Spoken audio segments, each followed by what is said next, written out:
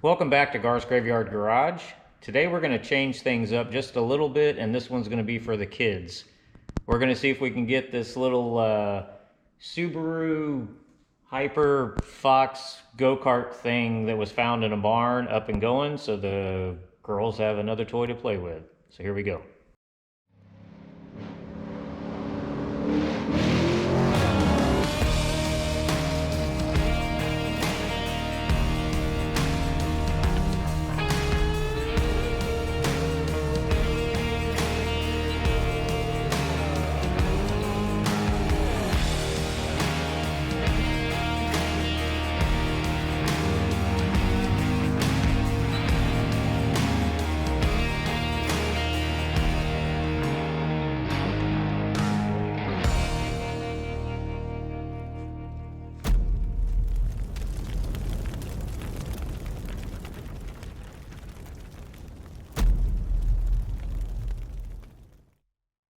Happy Super Bowl Sunday, and welcome back to Gar's Graveyard Garage. We spent yesterday kind of spring cleaning my garage because somebody said, hey, what's in your garage? And I'm like, well, I don't want to show you yet because it was an absolute wreck. Because I'm a bit of a mechanic hoarder. I like to collect things just in case I need it in the future, just in case it's something I want to work on, etc., etc. So I spent some time yesterday working on this garage, and I can actually walk in here now. Before I could barely get in the front door, and I was playing hopscotch all over the place trying to get through here. So we just rolled the go-kart in here, and we're gonna knock that out while we're still working on the garage. But yeah, I guess I can show you around in here a little bit more. Of course, that 350 engine you saw in the intro video, I've started going through it. It is a decked out 350, but unfortunately the pistons, 1, 2, 3, 4, I don't know how many, they're froze up because of rainwater. There were some stuck valves. I popped them a little bit with a rubber mallet and managed to get those loose. So we'll bring this thing back around. I'm pretty sure we can make it live. Yeah, it's a mess. So pardon the mess. I'm slowly organizing. I've got too much junk. This little beauty is apparently a very rare dune buggy. Now, I did not know this, but this is called a Vaquero. I didn't know what it was when I got it. I just thought it was a really cool dune buggy. It reminded me of that old show Speed Buggy with Tinker, the animated cartoon. I posted this in a group to find out what this was. And one guy stepped up and said, that's a very rare, very sought after dune buggy from the late 60s called a Vaquero. So I started doing research after I knew that on what a Vaquero was, and I found a website finally that talks about what a Vaquero is. And there were some reference photos to a Vaquero. And when I opened up the photos, I went, hey, that looks just like mine. Same color, same everything. Quickly realized it was this exact one that was used in the reference photos on that website, probably in, looks like about the 90s maybe, or 2000s when those photos were taken. But it was this same dune buggy. And I'm like, okay, that tells me it is pretty rare because the reference photos were this exact buggy. So I got, I guess, lucky finding this one. And so, yeah, it's a project I've barely messed with. I've taken the body off, started cleaning the frame to it to get it going. The motor sitting here on a pallet, it was completely seized up. But I've got a pile of Volkswagen motors over here on pallets. This one I pulled out of a running car. In fact, I bought the Beetle just to pull that motor out because the Beetle was a little Super Beetle I wasn't interested in doing anything with. So that's going to go on the dune buggy. And then I've got some random other motors back here. Mopar,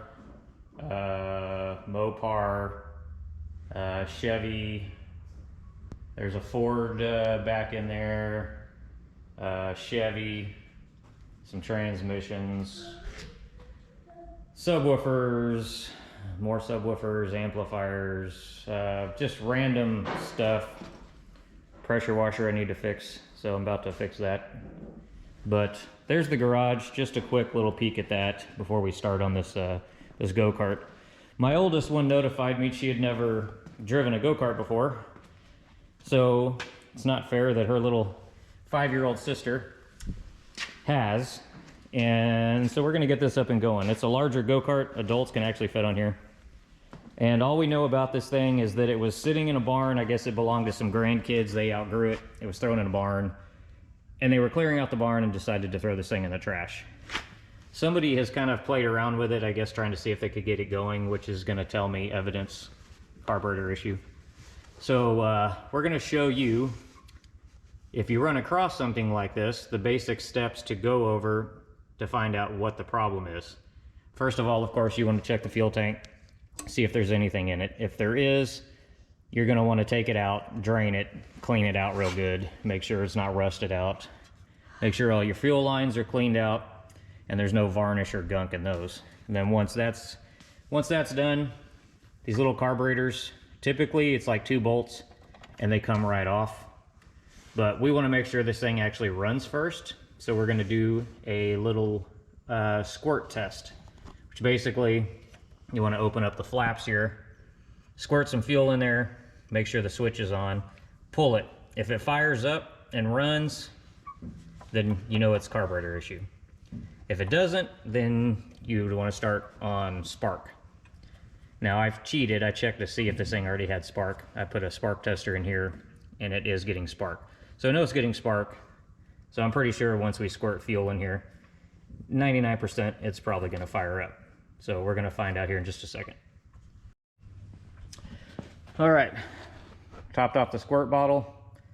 I did take the advice from somebody in the comments when I was working on the Chevy Love to use an RC car squirt bottle for topping off carburetors. I did get one, but for this type of purpose where I need to get the fuel that way, the squirt bottle thing works pretty good.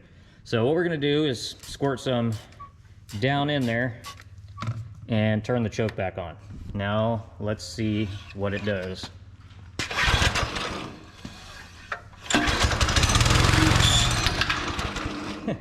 It does run and it did take off. Hold on, Riley. So now we do know that the carburetor does need to come off and get cleaned up, and we'll start cleaning out the fuel system. So while we're doing this, I'll put the camera on a tripod and then we can get this thing going. All right, pulled the carb off, got it kind of sprayed down a little bit, and I'll walk through whatever I did to kind of clean this up a little bit and show you what I use.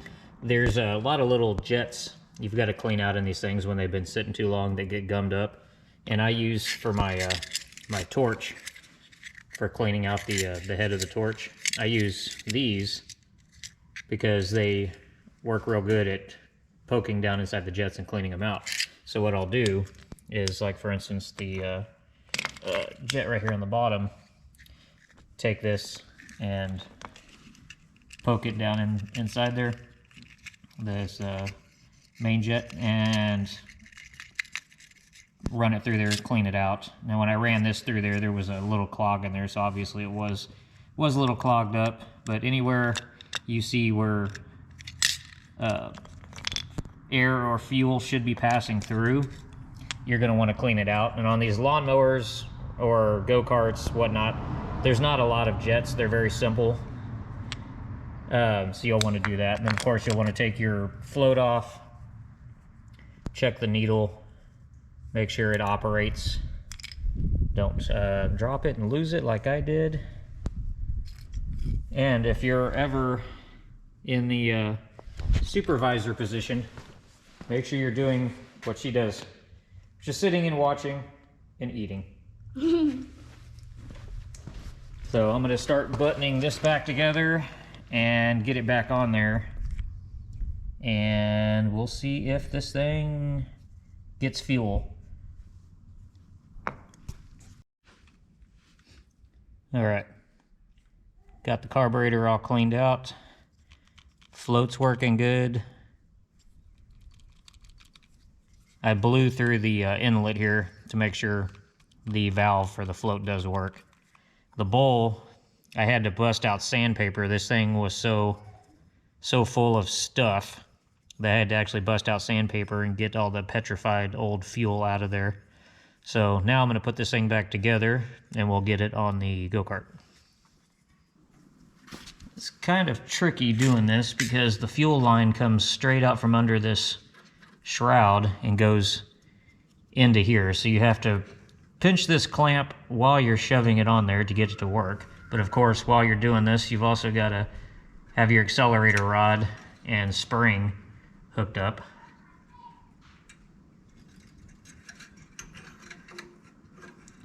I'll put the rod on once, get it lined up.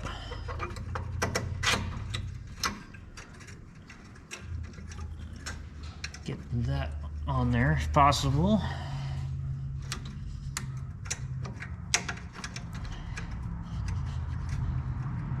Come on.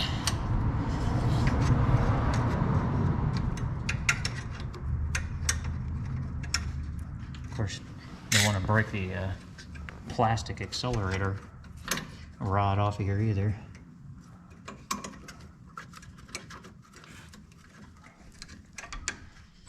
Alright, go. Now, see if we can get the fuel line hooked back up.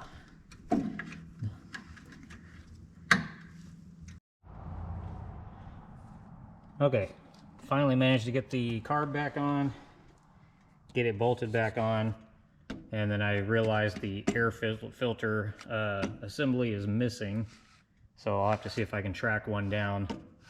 But in the meantime, at least we can try it out. Here on the choke.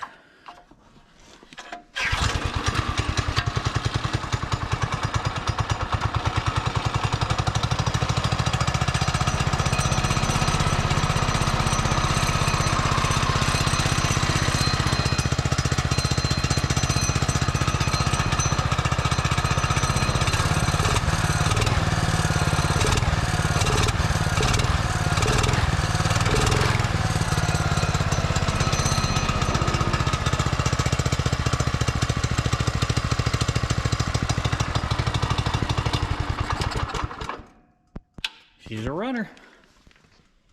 Okay, I guess what we can do next is I noticed the alignment on this thing is way out of whack.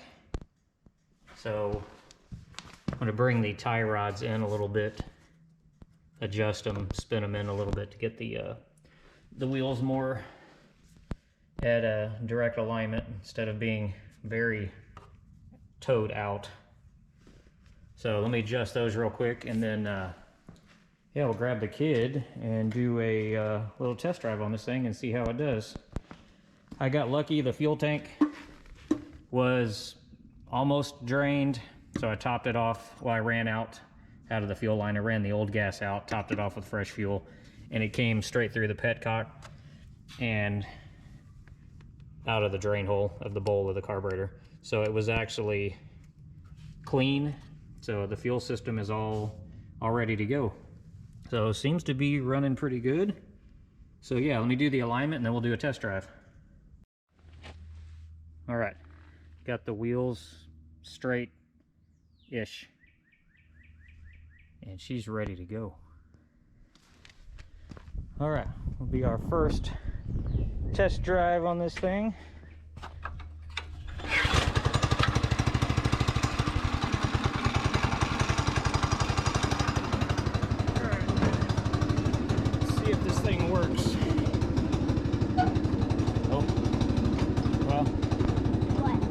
Might not have brakes.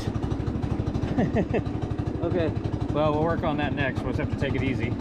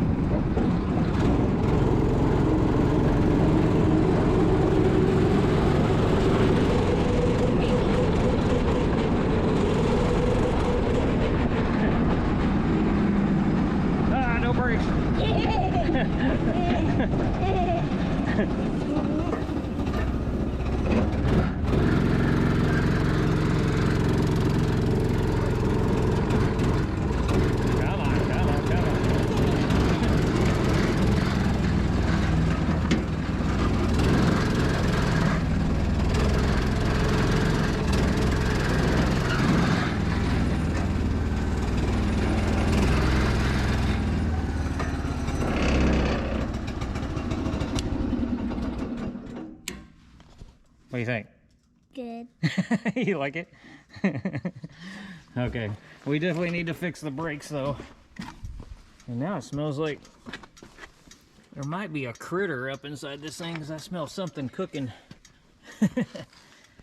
Yeah, all right. Well, she's been sitting many years and she's running, but now we got to go through all the fun stuff like brakes and all that kind of stuff. Check the accelerator cable because it felt kind of loose, and see what the clutches look like and all that kind of fun stuff. But yeah, I think we're good, huh? Yes. So okay, yeah, no big projects today. It was we figured we'd just jump on this thing while we were cleaning out the garage and show you what we were doing. But trying to get it cleared out so we can move the IROC in there. That way, with all the different weather patterns we keep getting over here, we can at least be warm inside the garage. So I've got a new toolbox coming tomorrow to help organize. I'm gonna put it right here and yeah, be able to work back in the garage again. So thank y'all for tuning in. Appreciate it. Thank you for getting us as high as you have on the subs. You guys rock, and we'll see you in the next one.